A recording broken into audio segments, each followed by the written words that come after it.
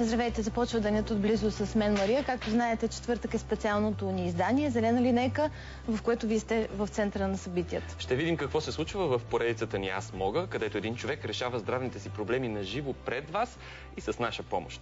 Също така ще разберете за един съвсем нов метод за лечение на урологични проблеми – поставяне на стендове. Това е нещо, което се прави за пръв път у нас. Можете да се включите с въпроси още сега. Виждате нашата Фейсбук страница.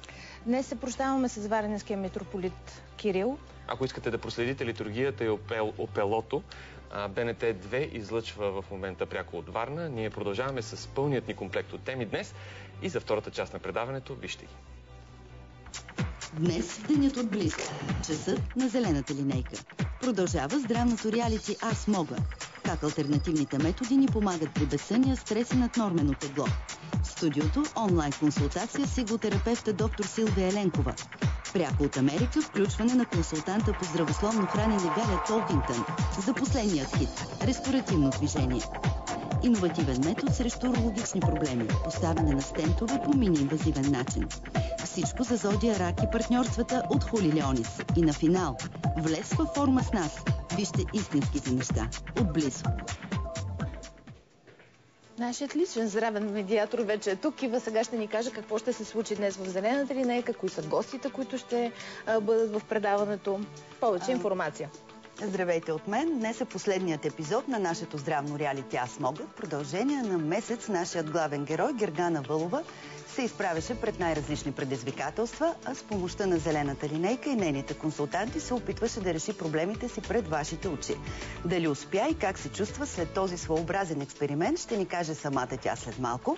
Преди това ще видим една от последните й срещи по пътя към съвършенството с иглотерапевта доктор Силвия Еленкова, след което тя ще консултира и вас на живо.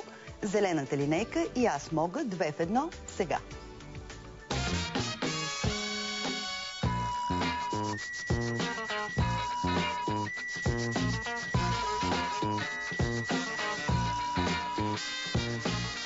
Радвам се да те видя отново. И аз също се радвам да те видя. Мина известно време от последната ни среща.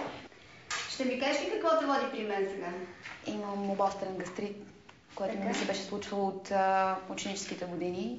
Напоследък някакви по-сериозни стресове имала ли си? Извън обичайните? Да, преместихме се да живеем в чужбина и пътувам доста често, всяка седмица. Гастрит е едно от заболяванията, които пряко зависят от състоянието на психологически комфорт. Щом се наруши, веднага могат да се появят симптоми. Кое преобладава? Болка, някакъв дискомфорт, усещане, че постоянно ти стърже и че си гладна, киселини, подуване. Кое? Ето тук е болката и тя е такава на спазми. Ако не съм яла, са по-силни спазмите. Ако и в момента, в който хапне малко, затихват. Главоболие имаш ли? Продължават, да, редовно. Колко редовно? Ако на всеки 2-3 дни задължително ме боли глава и пия лекарства за глава, за главобола. Аз си свързвам състоянието с някакви причини. И обикновено те са преумора, да, обикновено преумора. почивка. Да, точно така, да. Когато си ядосана, притеснена, отключва ли се това главоболие? Да, определено. Има още два съществени момента, без които не може да се изгради диагнозата, и това са диагностиката по езика и пулсовата диагноза, така че сега тези два етапа от нашата диагностика предстоят. Благодаря ти. Това ли беше? Това беше. И какво се вижда по езика? На върха на езика се отразява състоянието на сърцето, малко след върха състоянието на белия дроб, отстрани състоянието на черния дроб и жлъчния мехур. При теб налепът, който е основно като сведение за състоянието на здравето, което се взима от езика, е силно концентриран в център, където е стомаха и панкреас. Служи си, ако обичаш ръчичката така, отпусни се, трябва да си максимално спокойна, затвори си очите.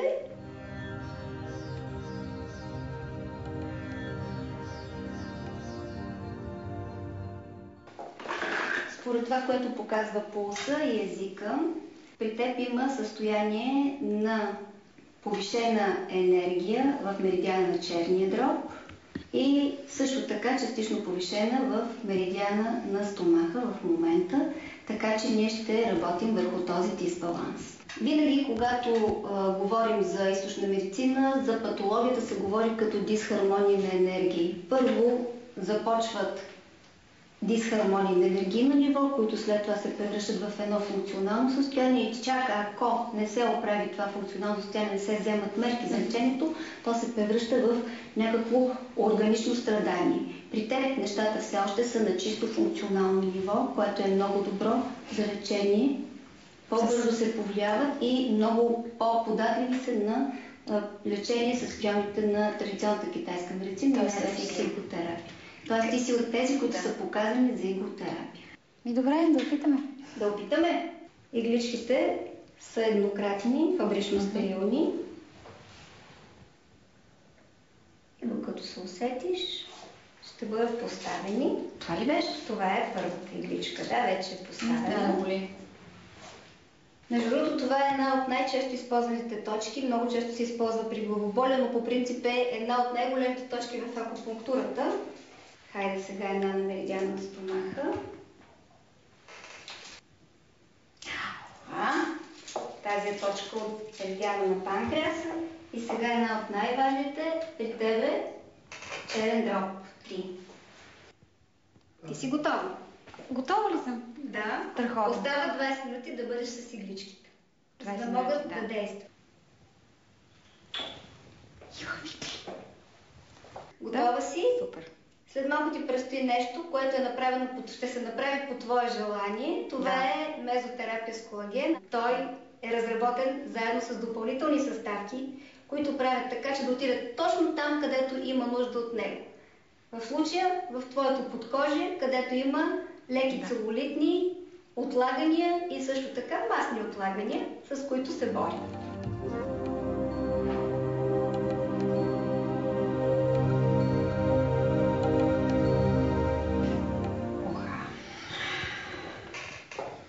Готово. Дишай дълбоко, готова си.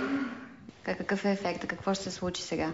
Това, което очакваме да се случи, разбира се, с напредване на процедурите, е първо намаляване на обиколката на талията и местата, където ние предварително замерваме обиколката. Да. И виждаме как се движи. Второто, което се случва, намаляване на гънката, която съдържа и адипозна тъкан. И освен това, самият изглед на тъканта е друг, много по-стегната, няма ги целулитните промени, те постепенно изчезват. След тази процедура спокойно мога да отворя шивашко ателие.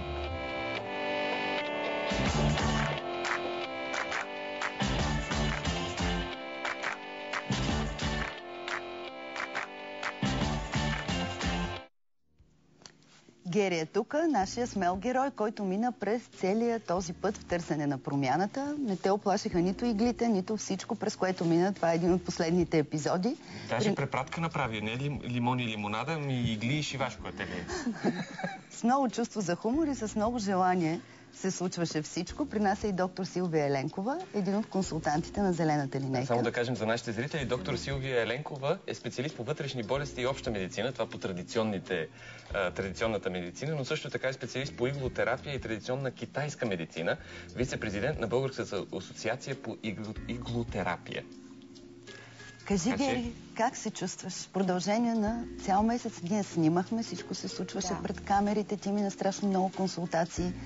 След това съвестно изпълняваш абсолютно всичко, което ти предписваха. Как се чувстваш сега? Как се промени? Как целият този експеримент ти подейства? Чувствам се много добре.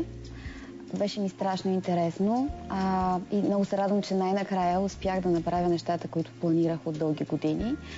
Всички консултации с всички експерти и лекари бяха много полезни за мен. Не мога да кажа, че няма да кажа, че съм приключила с процедурите и с сега ще продължаваш всички предписания, ще се видим отново в септември. Да, ще продължа, но успях вече да постигна някои от нещата, които си бях начертала в началото.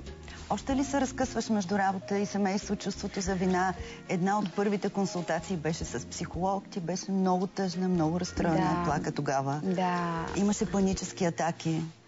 Паническите атаки се поразредиха в резултат на консултациите, които продължават с Ирина Кирякова. Все още се разкъсвам, но така или иначе аз знам, че това е много бавен процес и ще отнеме доста време, за да се стигне до реална промяна. Ти имаше проблеми с съня, с стреса, с напрежението? Все още продължават тези проблеми, но намалиха. Поне малко. Да, разбира се, абсолютно да. Подобри се съня, вече не се събуждам толкова често, събуждам се по-рядко и се чувствам наистина много по-добре, благодарение на вас. Доктор Еленкова, видяхме една от консултациите, иглотерапия, съчетана с колаген. Гери, болеше ли между другото? Не, по-скоро моето очакване за болене беше по-голямо. Аз очаквах наистина да ме боли, но беше нещо, което се търпи. Изтърпява се. Аз имам нисък прак на болка, така че наистина не боли. А сега друго си заболекар без упойка. Това не е толкова страшно. Не, никакъв случай. Кога могат да ни помогнат алтернативните методи за диагностика и за лечение? Кога да се обърнем към тях? По принцип, Световната здравна организация още в 1978 година на миналия век препоръча за 38 заболявания да се използва преимуществено акупунктура като средство за лечение. С времето този списък се увеличи и в момента около 160 диагнози от конвенционалната медицина се лекуват успешно с приемите на традиционната китайска медицина и в частност с акупунктура. Като първо средство, първи избор? Така, най-често това са болкови синдроми, произхождащи от неврологични заболявания на периферната нервна система. Говорим за дископатии, дискови хернии, плексити, неврити, също така мигрените, различни други тежки форми на главоболия, болки от ставен произход, травматологична болка. Много голяма група заболявания са също алергичните, които са един от сериозните проблеми на нашето съвремие. Точно така. Както проявите от страна на лигавиците, на дихателната система и на храносмилателната система, примерно бронхиална астма, така също и тези, които са прояви на кожата. Да речем атопичния дерматит, който е едно много сериозно заболяване, доста добре се повлиява от акупунктура. Разбира се, не става дума за една процедура. И тук трябва да кажа, че за Гери това беше първата процедура, може би за това беше напрегната. Какво лекуваше ти? При нея аз работех основно върху проблеми от храносмилателния тракт. Става дума за обострен един хроничен гастрит, а също така и проблема за безсънието, който според китайската диагноза е проблем в циркулацията на енергията на ниво меридиан черен дроб. И всъщност ти третираш тези акупунктурни точки. Освен игли, понякога използваш и лазер. Точно така. Лазер е едно от съвременните средства, алтернативи. Навлязва и в китайската медицина. По-скоро, навлизайки в конвенционалната медицина лазера, полека се вижда, че той има и много добър ефект, когато се използва вместо иглите като лазер пунктура. Особено добър е при случаи, когато е по-трудно приложението на игли, да речем при малки деца. Деца с проблеми, които са твърде често срещани, например често боледуващи или с така наречените аденоидни вегетации, което всъщност е трета сливица, много често ме посещават. Точно за лазер пунктура. Искам само да кажа на нашите зрители, чухте и видяхте колко много проблеми могат да се облегчат чрез акупунктура и традиционна китайска медицина. Доктор Силвия Еленкова е тук и да отговаря и на вашите въпроси. Денят отблизо с Мария, нашата страница, на която може да пишете и да коментирате темата ни днес. Гери, ти вярваш ли, че алтернативните методи помагат? Определено, да. Би ли предпочела един такъв метод пред традиционната медицина, лекарства? Да, особено ако се налага оперативна намеса, много се страхувам от оперативни намеси, бих предпочела не традиционна медицина. И при оперативни намеси едва ли китайската медицина може да Не? Китайската медицина би могла да помогне преди да се наложи оперативна намеса или след такава, когато има възстановителен период. Не трябва да считаме, че не могат да се комбинират двете форми. Западната медицина и източната медицина. Напротив, медицината всъщност е една. Всичко, което би могло да помогне за здравето на индивида и съответно да има доказателства за това, Мисля си, че нашите лекари са склонни да го правят. Това имат познанията, имат мисленето всъщност да комбинират двата вида методи. все повече колегите отварят съзнанието си за това, че медицината е една и че трябва да се използват в интегритет всички възможности. Както на западната, така и на източната медицина. Много са ми интересни методите на диагностика. Пулсовата диагностика, диагностиката по езика. Какво представлявате? Нека да кажем малко повече. Първо трябва да кажа, че не съществува иглотерапия и традиционна китайска медицина, без да се прилагат преди това методите за диагноза, защото на базата на добре направената диагноза следва и качественото лечение. Ти само тези методи на диагностика ли използваш? Примерно, ако дойде един пациент и донесе рентгенови снимки, кръвни изследвания, гледаш ли ги или предпочиташ така на чисто да го диагностицираш с тези методи? Вижте, аз преди да започна да се занимавам с иглотерапия и китайска медицина, съм лекар и затова използвам всички възможности, които ми се дават. Колкото повече информация имаш за здравето на един пациент, толкова по-добре го познаваш и можеш по-хубаво да му помогнеш. Така че винаги гледам и рентгенови снимки, и образи от магнитен резонанс, и лабораторни изследвания, но и пулсова диагностика и диагностика по езика. Какво представлява пулсовата диагностика? Всъщност и двете диагнози, и по езика, и по пулса, са диагнози, оценяващи моментното състояние на циркулацията на енергията, защото ние всъщност сме една енергийна система по меридианите. Може ли да демонстрираш на Гери къде се мери пулса? Разбира се. По принцип трябва пациента да е спокоен, да има опора. Хубаво е да е на мекичко, но в случая ще импровизираме. И на местата, където обичайно се мери пулса, само че в един по-широк периметр, 3 точки на едната и 3 точки на другата ръка, като се гледа пулса както повърхностно, така и в дълбочина. И това са пунктовете за проследяване на енергийната циркулация, съответно в 12-те меридиана. А диагностиката по езика? Гери вече веднъж е имала възможност да й правя диагностика по езика. За нея се изисква само добро осветление и нищо повече и спокойствие от страна на пациента, за да може Беше ли изненадана от резултата от този вид диагностика по езика? Определено за първ път ми се случва и само по вида на езика да познаеш какво му е проблема здравословния на човек. Наистина впечатляващо. И как точно, какво се гледа? Примерно, ако езика е определен цвят, какво се гледа и какво означава това? Така, цветът е един от показателите. Гледат се твърде много показатели. Големина на езика, форма на езика, доколко е стегнат езика. Особено внимание се отделя на налепа и къде е разположен, защото езика е картиран и в определени зони на езика се проектират определени меридиани или органи, защото в край на кращата органите са в функционална връзка с тези меридиани. Според качеството на налепа, дали е плътен, дали е тънък, дали въобще няма налеп, дали е влажен езика или е сух, колко е отпуснат, колко е стегнат, колко е голям, всичко това са различни критерии, когато се групират, се изгражда диагнозата. Имаме такъв зрителски въпрос. Дали при често подлагане на акупунктура човек може да загуби своята чувствителност? Аз работя 23 години акупунктура и съответно през цялото време се информирам. До сега не съм чула някой да загуби своята чувствителност. Има обаче момент на умора на точките, т.е. ако дълго време стоят игли в определени точки, това се случва най-често, когато се работи акупунктура на ухото, така наречената аурикулопунктура, която е много популярна, особено сред хората, които ходят на процедури за отслабване. Тогава, ако дълго време стоят иглите там, защото те са постоянни игли, когато се носят повече от седмица, трябва да се сменят. Точката просто вече не действа така активно, не може да бъде толкова стимулирана и е добре да се направи промяна в схемата. А има ли и при други проблеми, при които иглите се носят така дълго време? При много проблеми могат да се носят дълго време. На практика, когато се използват микросистемите, най-вече на ухото, защото това е отделна микросистема в акупунктурата, там много често поставяме постоянни игли, които си седят с пациента една седмица, той идва веднъж седмично, след това се сменят, просто се избират други точки и така се извършва целият курс на иглотерапия. Изключително интересно. Имам още един въпрос зрителски, свързан с пулса. На един зрител казва, че му се променя пулса през деня. Дали може да бъде диагностициран с тази диагностика?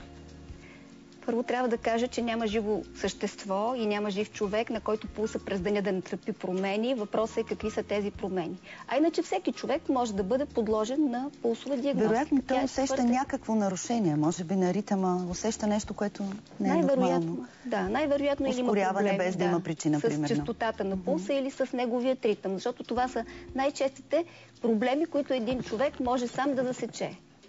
Но всичко това, разбира се, след преглед може да се уточни. Аз искам да видим още един епизод от здравното ни реалити Аз мога. Срещата на Гери, макар и онлайн, с Галя Толкинтън, която е сертифициран личен треньор на Американската национална спортна асоциация, както и консултант по здравословно хранене. Нека да видим какво каза тя на Гери.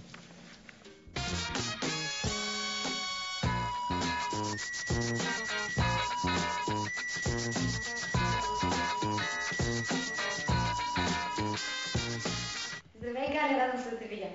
Здрасти, Гери, много ми е приятно и на мен. Как си? Колко часа е при теб? При мен е малко преди 8 сутринта, преди работа. Супер. А ние сме вече в 6 часа тук. Страхотно. Виж колко добре се върши работа през 10 часа разлика. Знаеш ли защо исках да се чуем и да се видим? Мисля, че крайно време да взема някакви мерки за моята стойка. Знаеш, че съм леко прегърбена, винаги ми правиш забележка да се изправя гърба. Искам да взема някакви по-сериозни мерки за това. Ти като специалист по ресторативно движение можеш да ми помогнеш със сигурност, защото ти си ми казала, че това е най-лесният начин да си подобря стойката и изобщо да си подобря състоянието. Това, което ние правим с ресторативно движение, е да видим дали има някакви навици в твоето ежедневие, дали имаш конкретни навици за позициониране на тялото си, които пречат да се чувстваш добре. Седенето като седене не е много естествена човешка дейност. Ние като вид винаги сме се развивали чрез движение. И тази позиция, краката спрямо тялото на 90 градуса, и нещо пред теб, което е статично, защото ние гледаме компютрите директно пред теб. Няма особено разнообразие. Знаеш, ако готвиш нещо вкъщи или ако чистиш, или ако градинарстваш, има постоянно промяна на стойката, на позицията. Да. Когато си 6, 8, 10 часа в една застинала поза, това нещо е нормално да причинява дискомфорт. На теб отвътре ти идва да я смениш. И какво правиш? Отпускаш се. Да, и повечето време седя така отгоре на всичко. Да, защото това ти отнема по-малко енергия. Тялото винаги се стреми да компенсира това, което правиш, като ти пести от някъде другаде. Докато мозъкът е натоварен с задачки, поне тялото си да не е натоварено с задачки. Защото лошата стойка може да причинява мигрени, може да причини проблеми с зрението, проблеми с ушите. Отделно геометрията на кръвоносните съдове във врата се променя и може да се натрупат плака. После дишането ти се променя, защото ти в момента, в който се отпуснеш, на теб диафрагмата ти не може да работи по същия начин. И на теб дишането ти става плитко. Когато дишаме плитко, се получава едно невидимо повдигане нагоре и надолу на раменете, което напомпва буквално мускулите, които са тук горе и те крампират. Да. И най-готиното е, че няма да те карам да ходиш някъде да спортуваш, а това нещо трябва да го правиш в офиса всеки ден. Не можеш да ги въведеш тия неща в нещо, което е вече част от ежедневието ти. Първото нещо, което ще направим е да минем през това как да си позиционираш тялото върху стола. Добре. И второто нещо, което ще направим е да ти покажа малко движения, с които можеш да раздвижиш тази част горе, която не ти е комфортно с нея и малко да ти препрограмираме дишането. Много хора, когато са седнали, имат тенденцията да си сядат по-скоро върху опашката. Да. Тук отпред има едни кости големи, които можеш да ги напипаш, големите кости на таза горе. Да, напипвам ги, да. И тук долу ти е пубисната кост, реално таза като един триъгълник. Да. Ако си седнал грешно, ако грешно си позиционирал таза, пубисната кост е по-напред от двете тазобедрени тук горе, над тазобедрените стави. Това не е окей. Завърти си таза навътре и си изви целия гръб. Да. И след това само таза премести напред и виж как това нещо ти променя цялата позиция отзад. Да. Тоест, гръбнакът ти до голяма степен зависи от това къде е основата и основата дали е добра. Да, има леко напрежение обаче. Това нормално ли е? Зависи, ако си натиснала гръдния кош напред, за да си сложиш дупето за тебе, най-вероятно ще има напрежение. И трябва леко да го върнеш назад. Окей. В момента, в който си застанала така, най-голямото нещо, което балансираш, е твоята глава. Най-тежкото и най-умното нещо, което балансираш. И оттам идват проблемите. Повечето хора, когато са седнали, началото имат усещане за това кое е добра стойка. Обаче идват няколко имейла, почва да ти отслабва зрението и главата започва бавничко така. Да, точно така. Над клавиатурата, ако може. Тази тежест се разпределя по всички прешлени на гръбнака, отива надолу към таза и към стола.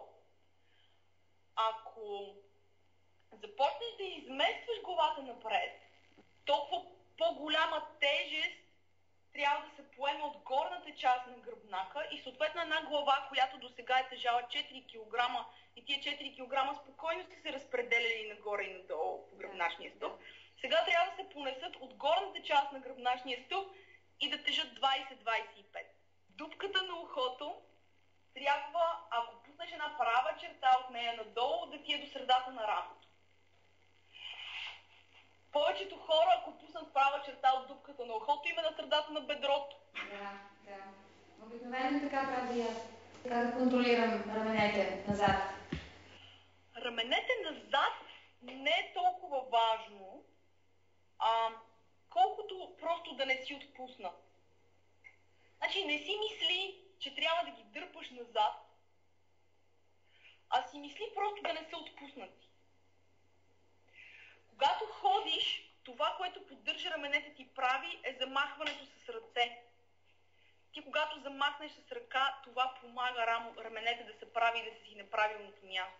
Сложи си главата където трябва да бъде, замахвай с ръка назад, когато ходиш, и ще бъде окей. Дишайки горе, ти по цял ден си напрягаш раменете, врата, трапецовидните мускули. Да. И си вкарваш стрес, едно те преследва да те изядат. Добре, и какво изгледа, че с няколко неща мога да подобря стойката си? Драматично може да си промениш стойката. Така ще бъде много видимо. Да направя някакви неща за вратлето, искаш ли? Окей, да. Като ти се схване врата, едно от нещата, които е много лесно да направиш, е ръцете в страни. Отпусни си раменете. Мен не ме виждаш цялата на камерата, обаче лекичко сви лактите. Зависи, че си хванала 2 бутилки минерална вода. Искаш да ги излееш зад себе си, т.е. движението е завъртащо назад. И хем си ти встрани ръцете, хем си ги завъртяла така, лекичко назад. Тесно. От тая позиция прибери брадичката навътре, ще наведем вратлето на една страна, главата на една страна и ще усетиш разтягане. Да, усещам го. И малко ще поседиш там и ще се насладиш на гравитацията 30 на секунди. Като през цялото време с ръцете имаш едно леко усукващо движение назад. Да. Тази кост, която е между лактия и рамото, я завърташ навън. Добре. Само, че нещо излива зад теб. Аз си правя упражнение, ти обаче да качим нагоре главата и в другата посока. Много ми харесва, че ми казваш колко време ми остава, защото аз мога 2 часа. Да. Много по-важно е как си позиционираш тялото през деня, докато седиш седнал, докато ходиш, отколкото какви упражнения си избрал да правиш и на какъв спорт ходиш. Това, което ми показа, е изключително възможно да го правя и ще се постарая да го правя. Ще те държа в течение, ако го закъсам, пак звъня. Много ти благодаря. И аз ти благодаря, Гери. Прекрасен ден.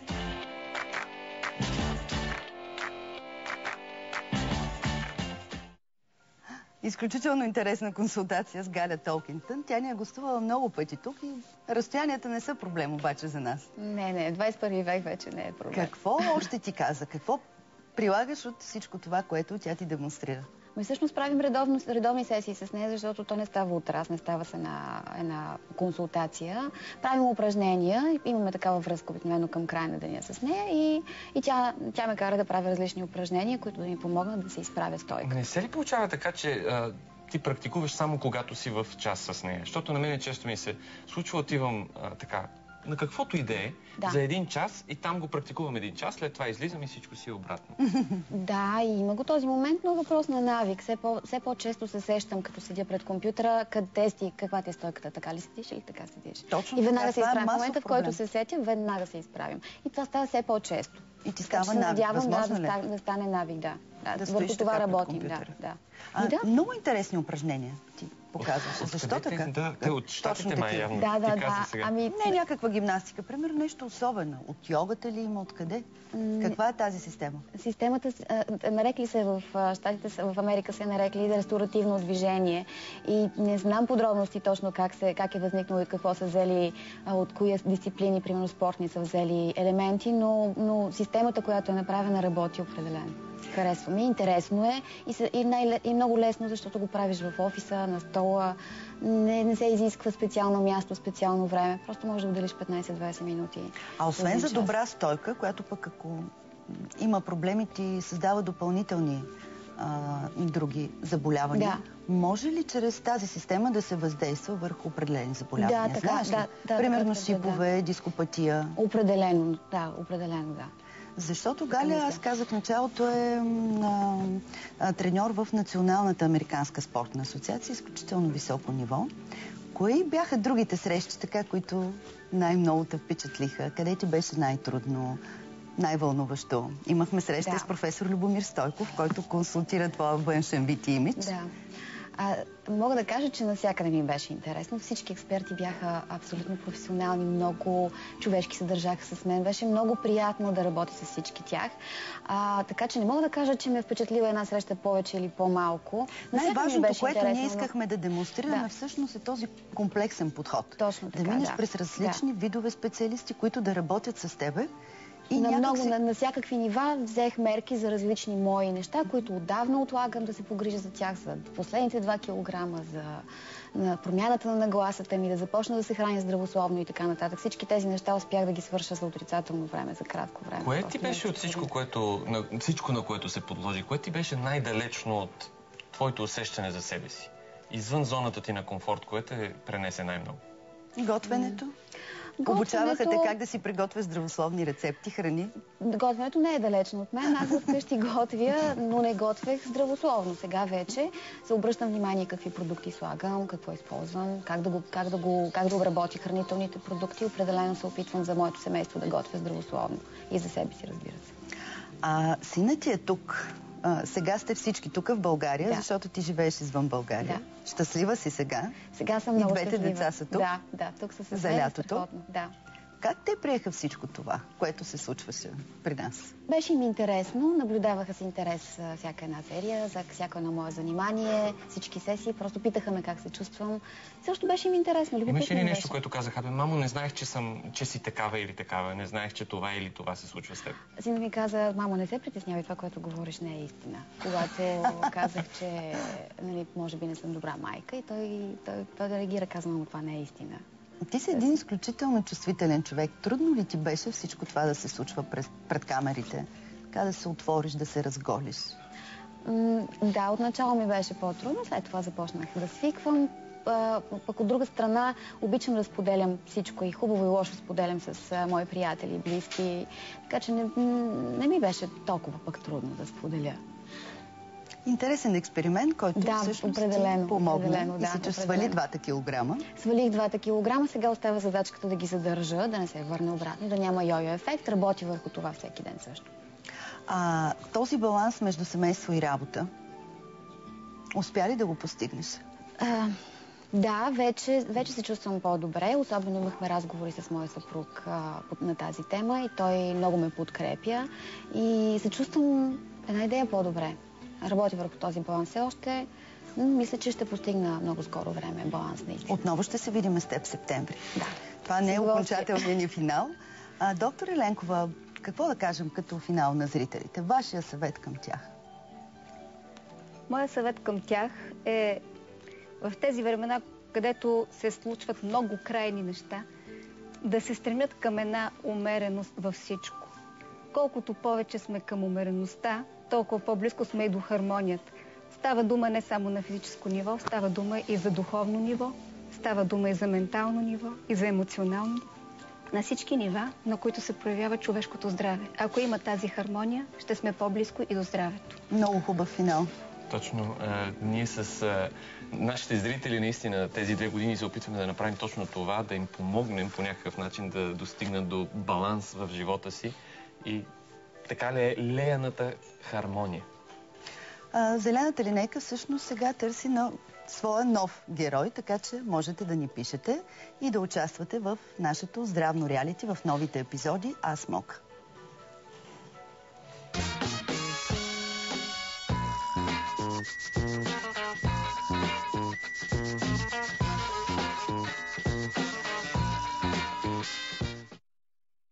Така, казахме, че можете да продължите да задавате въпроси. Нашите консултанти ще ви отговорят лично във Фейсбук страницата ни. Така че пишете ни. Зелената линейка, както разбрахте, търси своя нов герой, който да се изправи пред проблемите си и да ги реши заедно с нас. Пишете ни, очакваме ви. Както знаете, четвъртък е специалният ни ден, посветен на здравето като начин на живот. Това, което се опитваме да правим, е да следим всички новости, които се появяват и които ни дават едни по-добри възможности. Съвсем скоро нас за първи път се приложи един нов метод за лечение на урологични проблеми, от които наистина страдат страшно много хора. Става въпрос за поставяне на уретрални стентове, нещо като стентовете в кардиологията, но за други проблеми. След малко един от лекарите, който за първи път извърши тази манипулация, ще ни разкаже по-подробно за нея и най-новото в урологията.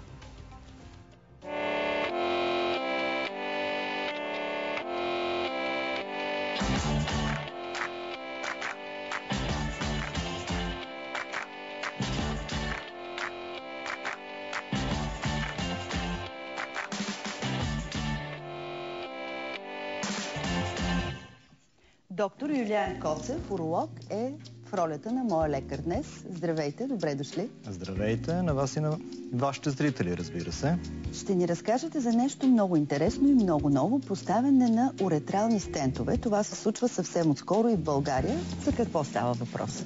На практика тези стентове дават възможност на хора, имащи проблеми с стеснения по хода на долните пикочни пътища, било то мехурна шийка, било то простата или уретра, да им се разрешат проблемите в един краткосрочен план, доста ефективно и с минимална травма за тях самите. Нека да кажем за кои проблеми точно е подходящо този тип лечение. Тези стентове са различни типове, като те са с различен дизайн и различен размер, в зависимост от зоната, която ние целим да повлияем. Какъв е проблема? Проблемът е най-често стеснение. Стеснение по хода на долните пикочни пътища. Тези стеснения могат да бъдат на различни нива при мъжа, като първото ниво, което е най-високо, това е мехурната шийка, т.е. мястото, където тя преминава в простатната част. Има състояния, които се казват склероза на шийката, които налагат често едни оперативни интервенции регулярни. Подготвили сме едно много хубаво видео, една кратка анимация, която ще коментирате. Какво виждаме в момента? Значи в момента виждаме първо уретерите. Това са свързващите канали на бъбреците с пикочният мехур. И тук виждаме, че те са стеснени, което пък съответно вече ни показва как би могъл да се постави един стент в този уретер. Какво е това, което преминава?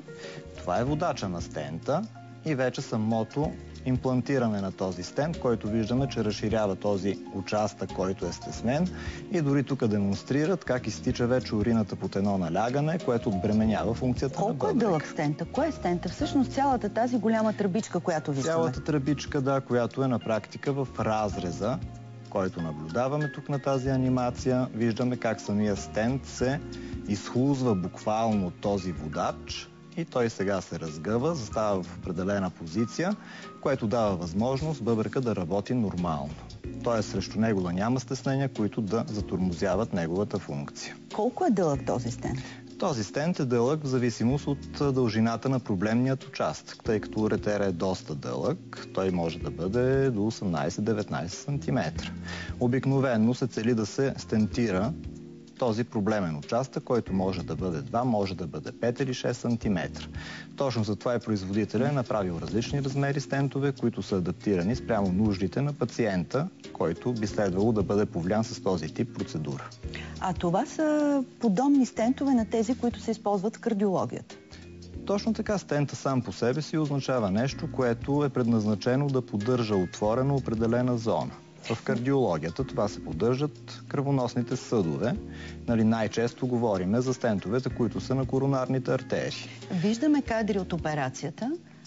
Това са кадри не от операцията с стентовете. Това са едни кадри, които целят едно обучение, което проведахме при нас по отношение на зеленият лазер, който също така е една чудесна алтернатива за мъжете, които са с оголемена простата. Това е метода, това е който един друг иновативен метод. Ние сме така, разказвали за него в предаването. Ние сме говорили за него. Той дава възможност да се повлияват мъже с много голями простати по един много съвременен, много безболезнен, много ефективен начин. Всъщност се прави едно изпаряване на... Прави се изпаряване на тъканта на простатата, което пък осигурява неговата безкръвност и едно много бързо възстановяване за пациента, което другите методики класически не могат да осигурят при пациентите с доброкачествена простатна хиперплазия. Ако се върнем пак на стентовете, защото това е нещо много ново, има ли все пак противопоказания? Колко дълго може да изтрае този стент, сложен в организма? Усеща ли се някакъв дискомфорт у пациента? Всяка медицинска процедура има своите противопоказания или, ако трябва да бъдем по-точни, показания за нейното прилагане. Категорични противопоказания са наличието на инфекции, наличието на камъни в пикочните пътища. Също така се повлияват определени зони. Не можем да... Може ли след отстраняване на камъните да се постави такъв стент? След отстраняване на камъните, на инфекцията, която най-често ги съпътства, би могло вече да се обсъжда, ако е необходимо, да се постави такъв стент.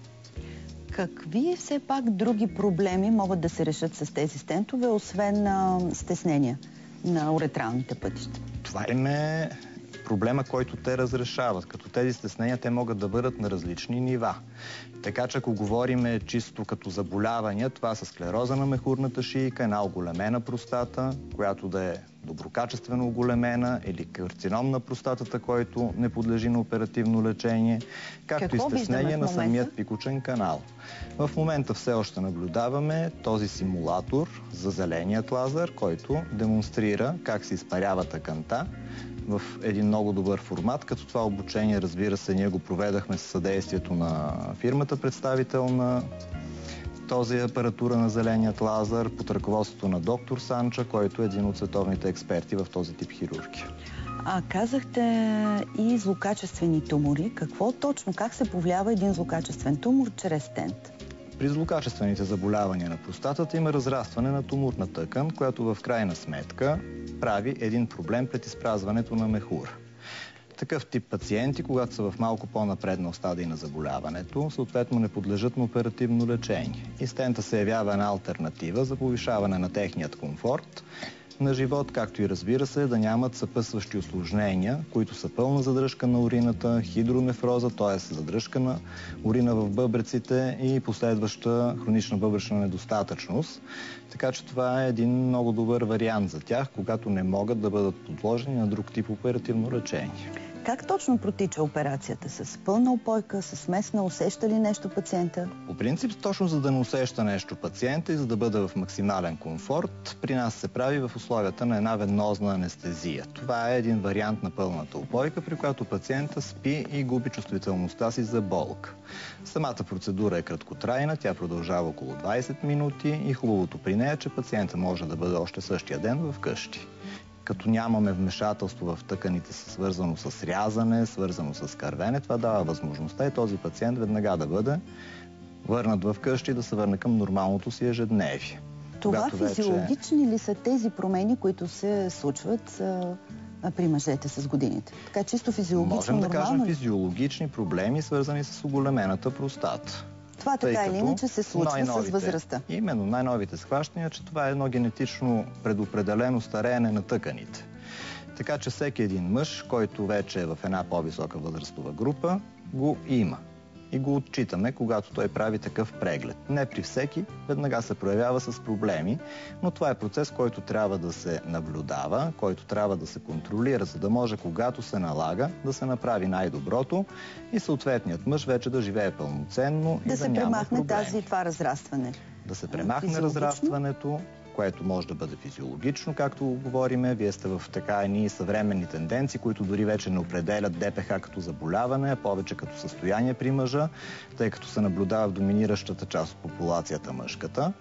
Но има много варианти вече. Вече тук споменахме, примерно зеленият лазер, който би могъл да премахне тези оплаквания, ако ги има, и да премахне едни потенциални усложнения, които настъпват с разрастването и увреждането вече и на пикочния мехур и на бъбриците.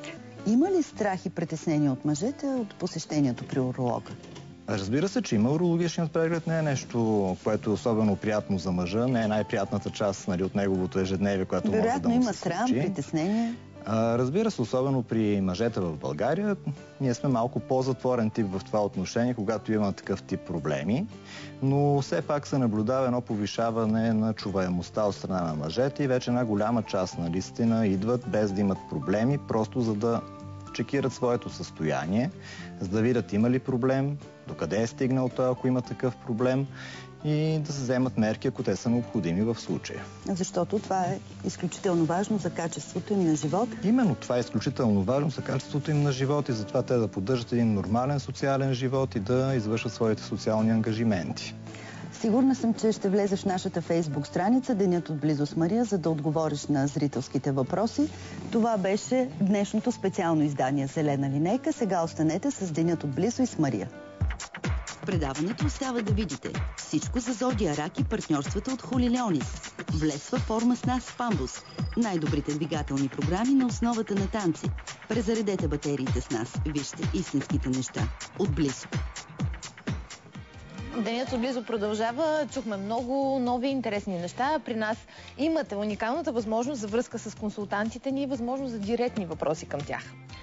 Не ги шадете, пишете още сега, дами и господа. А щом Памбус е тук, значи следва влез във форма с нас. Този път ще влизаме във форма с така наречените босотопки.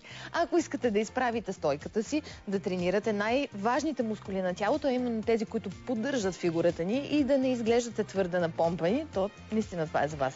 Какво е това чудо босо баланса, ще разбереме точно сега.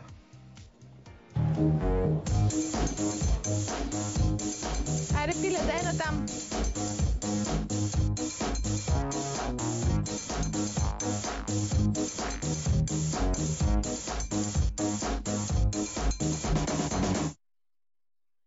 Заслужавам си го. Дами и господа, сега Ива и Силвия тези босотопки се казва, нали? Защо се казват босотопки всъщност? Това е наименованието. Това е наименованието. Това е наименованието на стила босо баланс. Така. И сега, не е ли много трудно да направите упражнение и да има баланс, така, да има равновесие? Точно с това се състои стила.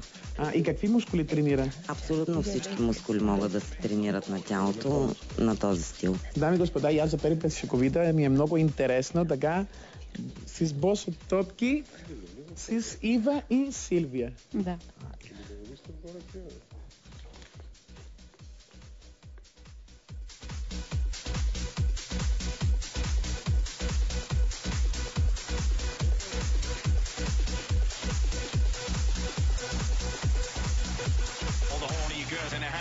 Say hey. All the horny boys in the house, say ho. All the horny girls in the house, say hey. All the horny boys in the house, say ho. All the horny girls say hey. All the horny boys say ho. All the horny girls say hey. All the horny boys say ho. All the horny girls say hey.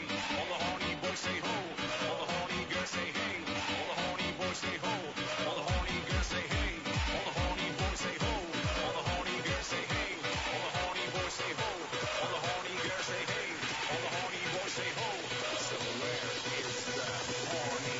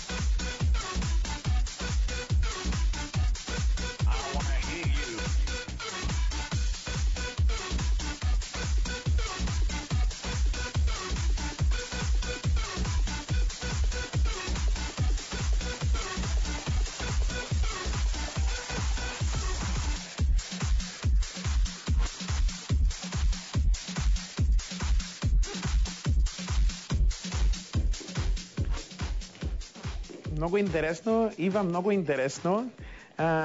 Кажи ми още веднъж, какво помагат вам балансиране и гимнастика и помага за стойката?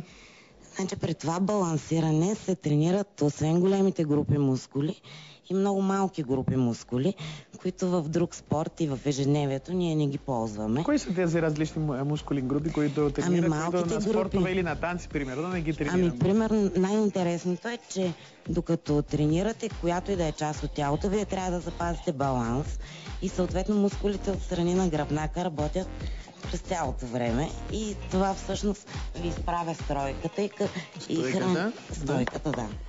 И всъщност така кръвоснабдяването към вътрешните органи е правилно, вътрешните органи са в добра кондиция и отделно пред запазването на баланса мускулите на краката всъщност се товарят освен динамично и статично. И колко време трябва да тренираме така, за да сме много балансирани, така да имаме баланс? Силвия, само една минута да бидам и Силвия. Силвия, ти колко време тренираш? Може би от самото начало. Почти 2-3 години. Това е ново в България, нали? Или? Не знам. Ново е. Да. Почти 2-3 години. Да. А хората, които идват за първи път, трудно ли им е много? Аз ще пробвам после. Винаги пробвам, нали?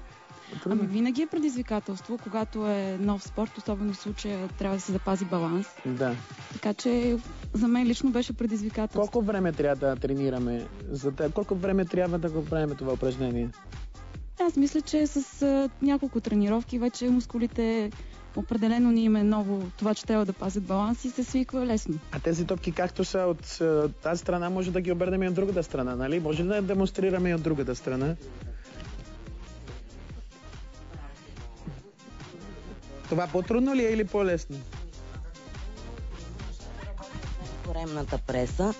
Коремната преса, ръцете работят в момента, гръбните мускули и всъщност можете да правите различни упражнения от тази поза.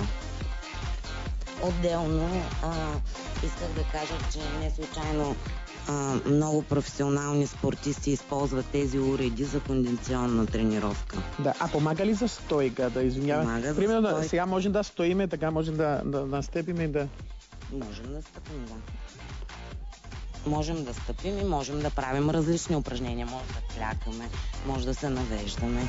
И всъщност, правейки тези упражнения, освен че балансирате, вие се товарите. Ако искаш ли микрофона? Да. А това помага и за ски, нали? И това помага и за ски. Много професионални спортисти използват тези топки за кондиционни тренировки, защото така им се вдигат издръжливостта и силата.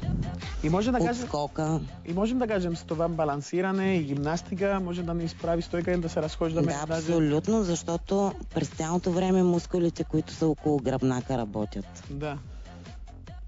Вие не ги товарите с определено упражнение, с самия факт, че пазите баланс. И използвате си музика като... С музика като... Да, workout. Да. Една тренировка колко време трае? Една тренировка не е 1 час, като върху уреда може да се играе динамично, може да се играе и статично. Тоест може да се правят само упражнения, може и да се използва за аеробно натоварване. Това е уникалното на уреда. Да. И другото, което е коремните преси са истинско предизвикателство върху този уред. Така ли? Как се правят коремните преси? Те се правят на обратната страна, може и на тази страна да се правят. Силви може да покаже. Да. Примерно коремни преси. Да видим. Да. Това е най-бейсик упражнението. Добре, да, искам и аз да го пробвам това. И другото е с вдигане на таза, което работи... Да, и аз да го пробвам. Да те помогна да излезеш. И сега взели микрофона и аз... Да. С вдигането на таза. Да. Може малко назад да минеш. Така че имам микрофон. И при тренировката върху босо, когато се прави, трябва да вдигаш и таза обаче. Таза трябва да вдигаш и главата едновременно, за да усетиш средната част на корема. А най-хубавото при тази тренировка е, че при скачането върху босото, както и при скачането върху батута, се отделят много ендорфини в мозъка и е страшно еуфорично. Как се скача сега? Скачаш. Най-обикновено скачаш. Да не паднем, да вземем да бе. Няма да паднеш.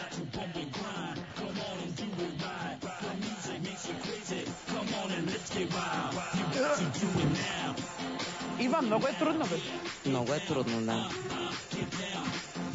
Но всъщност няколко тренировки трябват на човек, за да свикне. И трябва да си винаги изправен, нали? Трябва да си винаги с леко свити колена, с изправен кръст и леко приведен напред, за да не падаш. Дами и господа, страшно много интересно. Сега Ива и Силвия ще ни покажат още няколко упражнения, за да може да ги направим.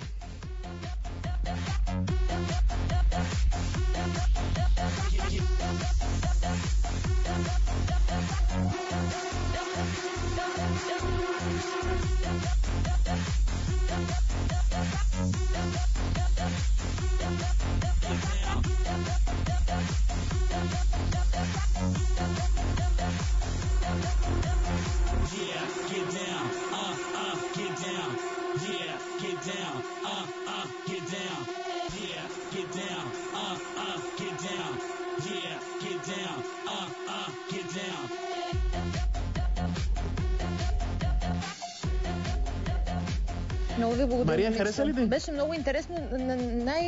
Всъщност ми харесва това, че е много комбинативно. Да. Аз идвам всъщност тук, за да напомня, че идват нашите минути за астрология. Малко по-рано записахме Хули Леонис, който днес ще ни разказва как звездите влияят на отношенията ни, най-вече за рака и въобще всичките роли на рака. Така че надявам се да гледате с интерес.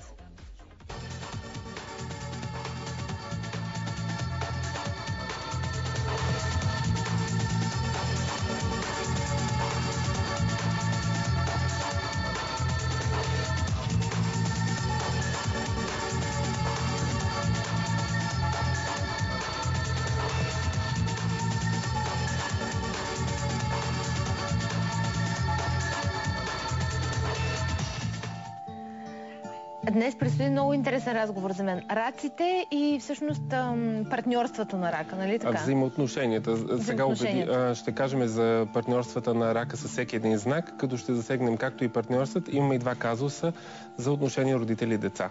Не са ли много сложни раците като зодия? Казват, че с тях трябва да се постъпва много премерено, елегантно. Точно така. Всичките кардинални знаци, това са Овен, Рак, Везни и Козирог, затова са кардинални. Това са крайни хора, които бележат, както сме казвали, началото на всеки сезон, т.е. голяма емоционална енергийна промяна.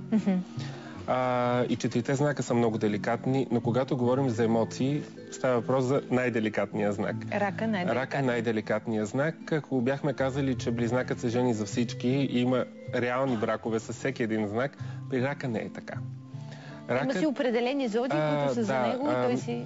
Разбира се, пак подчертавам, когато говорим за партньорства, анализираме само Слънцето, т.е. зодията. Луната не засягаме. Луната ще си поговорим и ще видиш колко интересно е за Луната. Добре, давай да започваме сега. Първият знак е знакът на Овена. Хармонията между тези два знака е много голяма, защото при Овенът имаме силната мъжка първична енергия, а при ракът имаме силната женска първична енергия. Има страхотно привличане, най-вече физическо, между тези два знака, но когато стигнем до съжителство, се получава сблъсък на директността и на емоционалността. Не винаги рака и Овенът могат да разберат ежедневието и общите ценности по един същи начин. Тоест, по-дълготрайни взаимоотношения не са... Раците и Овните се женят едни за друг. Хармонията е много деликатна и от двете страни трябва много да се пази. Много лесно може да се наруши. Това са два кардинални знака. Ако се появи пропукването направи дава разцепване. Не може да се... зашие така. Да се зашие изобщо. За сметка на това, рациите, които са по-домашно ориентирани, защото има и раци, които са доста артистични, екстровертни и така нататък, те обикновено имат доста нехармонични партньори. Тези раци, които са хармонични и искат да си седат вкъщи, да изграждат домашна хармония, да има стабилност, си избират партньор телец. Телец? Да. Много категорично го казвам. Тези отношения са изключително стабилни, защото и двата знака са ориентирани към стабилност и дълготрайност. Хармонията се постига именно с идеята, ние се чувстваме заедно сигурни. Аз ти вярвам, ти ми вярваш и нашата целта ни е продължителна връзка. Сега в какви условия няма значение, продължителността се постига. Ракът обикновено е очарован от близнаците и от начина на как близнаците комуникират, как омаловажават проблемите, защото в живота на рака и малките проблеми са големи проблеми. Те ги виждат като емоционални пречки, като нещо, което ги плаши, а близнакът дори на големите проблеми маха с ръка, казва, това не е проблем. По тази причина раците много харесват близнаците. Има много успешни бракове, в които жената рак става прекрасната майка на всички в семейството и на мъжа си. И се разбират чудесно се разбират, но мъжа близнак трябва да дава сигурност, по-често материална. Така, първият ни казус е между мъж и жена рак. Изключително трудни взаимоотношения. Казахме, че еднаквите зодиакални знаци, еднаквата позиция на Слънцето дава отражение. Някъде схема, но... Някъде работи. Работи при силните знаци, при слабите знаци. Има едно потъване. Двата рака отразяват една силна емоционалност. Стигнали се дори до малка идея на обида или на засягане, тази обида или засягане се отразява многократно. И мъжа и жената рак са напълно изцедени от тази връзка, но не могат да я разрушат, защото вярват в стабилността и в дълготрайността. Те са женени. Тази връзка, за съжаление, е обречена. Те вече не живеят заедно и вероятността тя да се възстанови е много трудна, защото една такава наситена емоция не може да е много трайна. Тя може да е моментна. Да, по-скоро изтощаваща, ако е дълготрайна. Изключително изтощаваща, затова скорпионите не се женят за най-голямата си любов, извън контекста, го казвам. Така някой ден си говорим защо, това е много интересна тема. Най-разбираемият огнен знак за рака е този на лъва, най-малко защото се намира след него. Следващата стъпка след рака е лъва, т.е. логичното продължение. Ако се стигне до брак, това е един изключително хармоничен брак, в който лъвът става много домашно ориентиран и много треперещ за семейство, а ракът става много жизнен и много социално активен. Много хубава връзка, стига да се стигне до брак, защото обикновено ракът има дълбоки претенции към лъва, че е груб, неделикатен и така нататък. Трябва просто да види, че лъвът не винаги е такъв. Лъвът не е овен. И така ще успее да го опитоми. Да. Ракът се свързва с майката, която дава живот и която ражда детето. Другата майка в хороскопа е девата. Това е майката, която възпитава. Когато се съберат рак и дева, връзката е изключително грижовна, хармонична и дълготрайна. Изключителната логика и на момент студенина на девата помага много на рака да си канализира емоциите, а ракът пък помага на девата да стане по-мека и по-емоционално отзивчива. Интересните взаимоотношения са на рака с везните. Винаги има взаимоотношения между рак и везни. Винаги има много, как се казва, една такава искра особена. Това са два много различни знака, които имат различен подход към взаимоотношенията. Стигнали се до брак и двата знака тръгват да спасяват брака на всяка цена, защото единият цени партньорство, другия семейството. Но като цяло това е връзка, в която рака трябва да се подготви да бъде емоционално предизвикан във всеки един момент. Стабилност не винаги ще се получи. С везни. С везните и нервното напрежение може да му дойде малко повече. Те пък са много деликатни. Много са деликатни, но има неща, за които ракът е един от ценните знаци, които... Да, заслужава си да си заслужава си, да. Стига да не се разсърди. Тогава става много страшно. Отношенията между рак и скорпион, тук ще наблегнем вторият казус. В астрологичните книги обикновено се казват много хубави неща. Не съм толкова оптимистично настроен. Говорим за емоционални знаци, които се разбират емоционално, но как? Казусът е баща скорпион, син рак. Бащите скорпион имат особеността да бъдат маниакални във всяко едно отношение. Маниакално грижовни, но и маниакално наказващи и сурови. Един рак, дори и бащата скорпион да разбира емоционалността на сина рак, синът рак е прекалено деликатен, за да изтърпи тази жестокост на бащата скорпион. Има вариант от страна на мъжа рак да бъде отхвърлен изцяло бащиният модел като суров и неразбираем. Да, много момчета отхвърлят родителския модел на бащата скорпион, защото той на момент е прекален. Наистина е много прекален. Малко са зодиите, които могат да го разберат. Рака не е много знаците, които са от материален характер и които искат да получават някакви материални признаци на емоциите, те го разбират. Нека бащата Скорпион бъде по-умерен и да си дава сметка, че както той е много емоционално раним, така и синът му е много емоционално раним и крайно поведение не може да се толерира. Забавните и интересни взаимоотношения на рака са със знака Стрелец. Това е третият казус. Жена рак пита: много обичам мъжът ми Стрелец, но изцяло не го разбирам, ще се промени ли? Не, той няма да се промени. По принцип, характеристика на жените е да искат да променят партньорите си. Много жени успяват и го правят успешно, но жената рак има напълно несъвместим модел с мъжът Стрелец. Ако тя иска той да се промени по нейният начин, това няма да се случи. Затова приемете го такъв какъвто е и му се радвайте. По-добре жената да се промени. Да. Най-предизвикателните отношения са между ракът и Козирога, двата опозиционни знака. Тук ще разгледаме последният казус, който е между дъщеря рак и майка Козирог. Децата рак са изключително ориентирани към майката. Майката е много висша ценност в живота. Нейното присъствие, емоционалната близост и така нататък. Моделът на майката Козирог е напълно несъвместим с този на дъщерята рак. Дъщерята рак обаче, за да се хареса на майката, прави всичко, каквото майката иска и до един момент, в който разбира, че целият път, който върви, не е нейн. Това се случва много често в отношенията на родители и деца Козирог рак. В този момент обаче майка трябва да е много деликатна. Не трябва да форсира дъщерята. Обиди ли се ракът? Може да е за цял живот. Не може да се оттърси изобщо от емоционалната болка и от това, че сте го отклонили толкова много.